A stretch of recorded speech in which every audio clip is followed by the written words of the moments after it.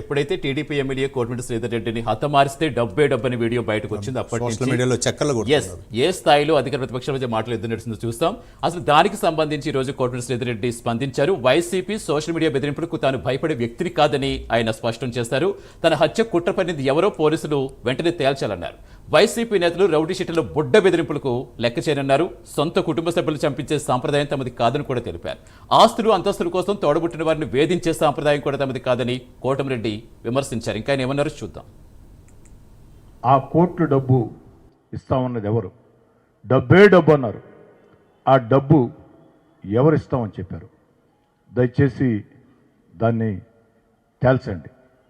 తేల్చాల్సిన బాధ్యత పోలీస్ యంత్రాంగం మీద ఉంది.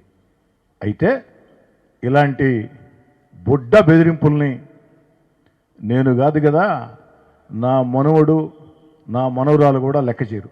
వైఎస్ఆర్ కాంగ్రెస్ పార్టీ నేతలారా, వైఎస్ఆర్ కాంగ్రెస్ పార్టీ నేతలారా, నన్ను హత్య చేస్తామని మాట్లాడిన రౌడీ షీటర్లరా, గూండాలారా, మీ బెదిరింపుల్ని నేను కాదు, నా వెంట నడిచే నాయకులు కార్యకర్తలే కాదు, నా తమ్ముడు కోటారెడ్డి గిరియే కాదు, 7 ఏళ్ల వయసుండే నా మనవరాలు, 6 ఏళ్ల వయసుండే నా మనవడు కూడా భయపడ్డు.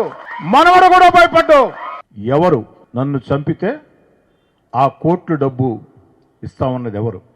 డబ్బే డబ్బు అన్నారు. ఆ డబ్బు ఎవరు ఇస్తామని చెప్పారు? దయచేసి దాన్ని తేల్చండి. తేల్చాల్సిన బాధ్యత పోలీస్ యంత్రాంగం మీద ఉంది. అయితే ఇలాంటి బుడ్డ బెదిరింపుల్ని నేను కాదు కదా, నా మనవడు నా మనవరాలు కూడా లెక్క చేయరు.